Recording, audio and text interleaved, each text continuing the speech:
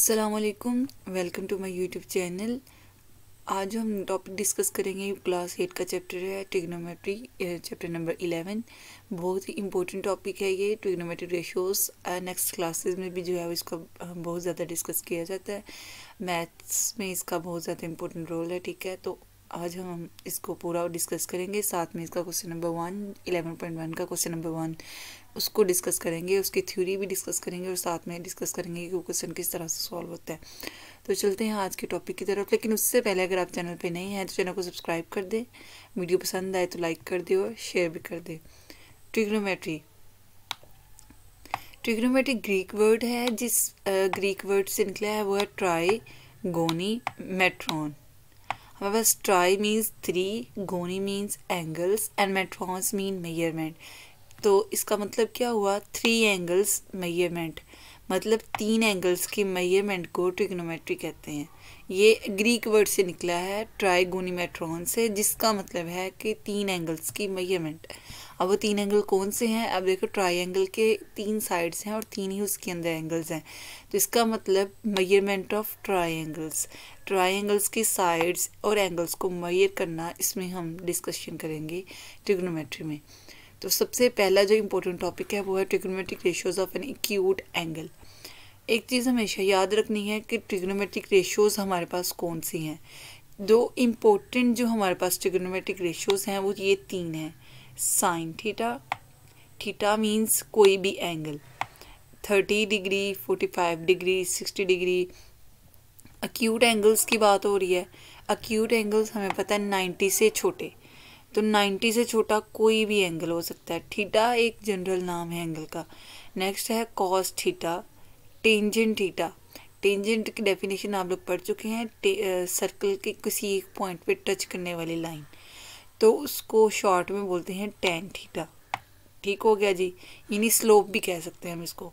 तो हमारे पास जो है वो ये 3 इम्पोर्टेंट ट्रिग्नोमेट्रिक रेशियोज हैं, sine theta, cos theta, tan theta. और हमने डिस्कशन क्या करनी है? ट्रिग्नोमेट्रिक रेशियोज यानी sine theta, cos theta, tan theta of in acute angles. Acute angles means 90 से छोटे वाले एंगल्स के लिए हमने इन सब की वैल्यूज़ को डिस्कशन करनी है। इन सब के लिए हमने इन सब को डिस्कस करना है। तो चलते हैं नेक्स्ट। उसके बाद और भी ट्रिग्नोमेट्रिक रेशियोज हैं, ये 3 और हैं, लेकिन जो इम्पोर्टेंट है वो ऊपर वाले ही हैं ये। ठीक हो गया जी। कोसिकेंट थीटा, कोसिकेंट होता है साइन का इनवर्स, यानी 1/sin। ये नेक्स्ट हम डिस्कस करेंगे इसको। इसी तरह सीकेंट जो है वो इनवर्स होता है कॉस का, ये होता है 1/cos के इक्वल। और इसी तरह कॉट हमारे पास होता है tan का इनवर्स, तो ये इक्वल हो जाएगा 1/tan के इक्वल। ठीक हो गया जी। चलते हैं इनकी डिटेल की तरफ कि क्या है। उससे पहले हमें ट्राइंगल को समझना ज़रूरी है कि ट्राइंगल के साइड्स के क्या नाम है, उनका एंगल किस तरह से आता है और किस तरह से हम फाइंड करते हैं। जी, मेरे पास एक ट्राइंगल थी ABC। मैंने इनको नाम अपने से दिए हैं ABC। आप कोई भी नाम दे सकते हैं। आप यहाँ पे C की जगह A रख सकते हैं, B की जगह C रख सकते हैं, कुछ भी, लेकिन तरतीब से नाम होने चाहिए। ठीक है, मैंने रख दिया ABC। अब स्मॉल जो ये लेटर्स हैं ये किस तरह से है, इनको देखते हुए आपने ध्यान रखना है। कैपिटल A के सामने वाली side small a, capital B की सामने वाली साइड स्मॉल b, एक मिनट, और कैपिटल C के सामने वाली side small c। Hope so आपको समझ आ गई होगी। अब चलते हैं एंगल्स की तरफ।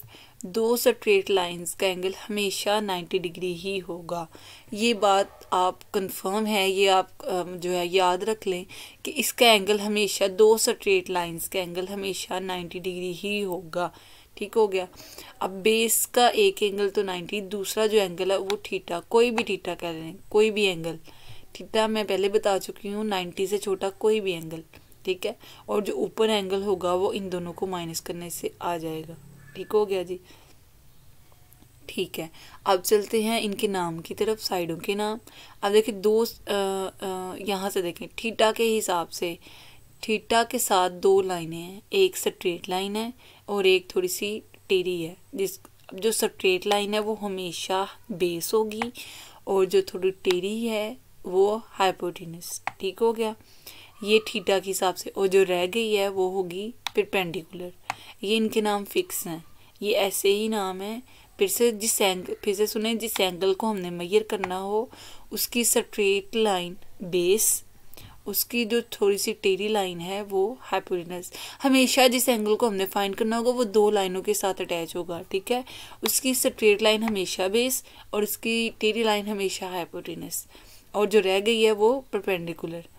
ठीक हो गया। अब चलते हैं आज साइन थीटा इनकी फार्मूलाज की तरफ। ये फार्मूलाज हमारे पास फिक्स है, ये फार्मूलाज हमारे पास फिक्स हैं। साइन थीटा बराबर होता है परपेंडिकुलर और हाइपोटेनस। इस डायग्राम के मुताबिक हमारे पास ये होगा कि डायग्राम चेंज होगी, फार्मूला यही रहेगा। तो डायग्राम के अकॉर्डिंग जो वैल्यूज़ होंगी उसको हम यहाँ पे पुट कर देंगे। साइन थीटा इक्वल होता है परपेंडिकुलर और हाइपोटेनस के। परपेंडिकुलर यहाँ पे ए है तो उसकी जगह मैंने ए पुट कर दिया, हाइपोटेनस मेरे पास बी है तो उसकी जगह मैंने बी पुट कर दिया। इसी तरह कॉस थीटा हमारे पास बेस ओवर हाइपोटेनस के बराबर होता है। भाई आपने ये फार्मूले जो है वो याद कर लेने हैं। इस डायग्राम के अकॉर्डिंग जो बेस की वैल्यू है वो है मेरे पास सी और हाइपोटेनस की वैल्यू है बी। आगे नेक्स्ट tan थीटा इक्वल होता है perpendicular over base. Perpendicular diagram में ए है और बेस मेरे पास सी है। अब क्योंकि मैंने बता चुकी हूँ कि कोसेकेंड इन्वर्स होता है साइन का, यानी 1/sin के इक्वल। अब साइन की वैल्यू को उलट देंगे। देखिए साइन इक्वल था परपेंडिकुलर और हाइपोटेनस के, तो उलट के क्या हो जाएगा, हाइपोटेनस ओवर परपेंडिकुलर, तो वैल्यू उलट जाएगी साइन की। सिमिलरली सीकेंड हमारे पास कॉस का इन्वर्स है, तो कॉस का जो फॉर्मूला है वो उलट जाएगा, यानी उसका इन्वर्स हो जाएगा, हाइपोटेनस ओवर बेस हो जाएगा। और same as it is cos theta की वैल्यू 1/tan, यानी tan का इन्वर्स। तो tan का जो फॉर्मूला है उसको हम उल्टा देंगे तो ये मेरे पास आंसर आ जाएगा।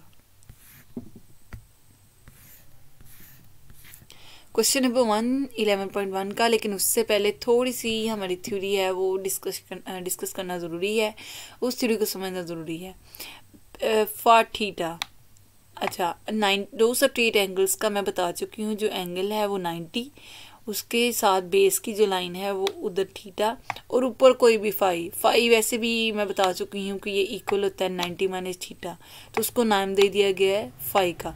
फाई भी एक एंगल का नाम है, कंफ्यूज नहीं होना, ये एंगल्स के नाम है ये सारे 90 से छोटे ही। इनको डिफरेंशियल करने के लिए फाई और थीटा अलग अलग नाम दिया गया है क्योंकि ये दोनों की वैल्यूज़ अलग है।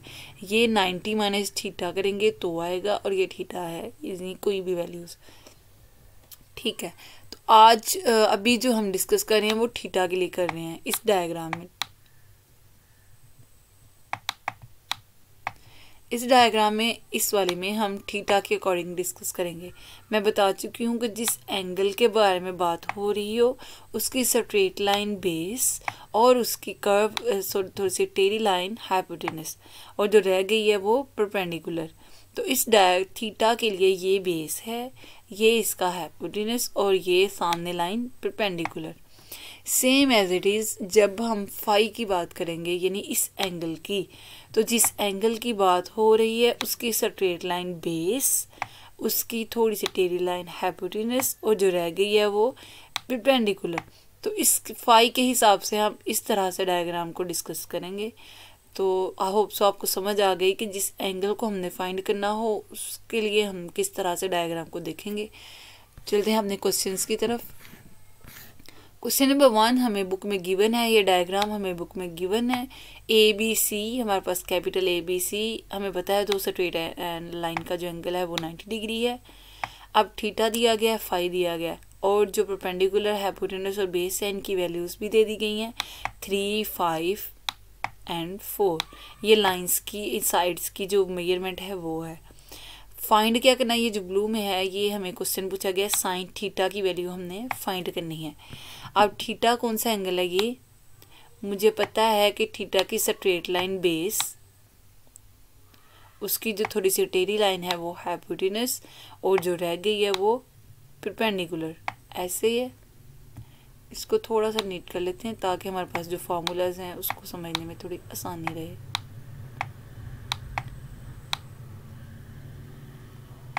हाँ जी, थीटा की स्ट्रेट लाइन बेस, उसकी थोड़ी सी टेढ़ी लाइन हाइपोटेनस, और जो स्ट्रेट लाइन है वो जो रह गई है वो परपेंडिकुलर। साइन किसके इक्वल होता है, ये फार्मूला हमेशा फिक्स रहेगा परपेंडिकुलर और हाइपोटेनस के। इस डायग्राम के मुताबिक परपेंडिकुलर की वैल्यू है 4 और हाइपोटेनस की वैल्यू है 5, तो मैंने 4 और 5 लिख दिया। यही इसका आंसर। फार्मूला याद होगा तो डायग्राम से देख के बस वैल्यूज पुट करनी है। साइन थीटा इक्वल होता है बेस ओवर हाइपोटेनस की, थोड़ा सा रह गया,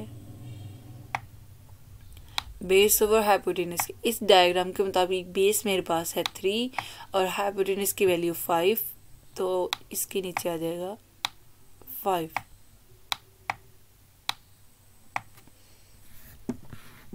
जी, same as it is tan theta equal होता है परपेंडिकुलर ओवर बेस के, तो परपेंडिकुलर उस डायग्राम के मुताबिक 4 और 3, ये रही इसकी वैल्यू। अब उसी डायग्राम को हमने थोड़ी फाई के लिए देखना है। पहले हम थीटा के लिए देख रहे थे, अब हमने देखना है फाई के लिए। मैंने बोला है जिस एंगल को हमने फाइंड करना हो उसकी स्ट्रेट लाइन बेस, और जो रह गई है वो जो टेढ़ी है वो हाइपोटेनस, और जो लाइन बच जाती है जो फाई के साथ नहीं है वो परपेंडिकुलर। तो अब इस डायग्राम के मुताबिक मैंने फाई के लिए फाइंड करना है। साइन का फॉर्मूला फिक्स है, वो वैसे ही रहेगा, परपेंडिकुलर और हाइपोटेनस जो कि इक्वल है। इस डायग्राम के मुताबिक फाई के लिए परपेंडिकुलर है 3 और हाइपोटेनस 5 ही रहेगा। Same as it is cos theta equal होता है बेस ओवर हाइपोटेनस के। बेस मेरे पास है 4 और हाइपोटेनस 5। अब सीकेंड थीटा मैं बता चुकी हूँ, सीकेंड इन्वर्स होता है कॉस का, यानी कॉस की जो वैल्यू है उसको हम उलट देंगे। अगर आपको साइन, कॉस और टैन का फार्मूला याद है तो इनके इन्वर्स का फार्मूला याद करने की ज़रूरत नहीं है, क्योंकि वो सेम है, बस उनको इन्वर्स हो जाएगा उनका। बेस ओवर हाइपोटेनस था तो इसका इन्वर्स क्या होगा, हाइपोटेनस ओवर बेस, तो यानी इसकी वैल्यू को हम उलट देंगे।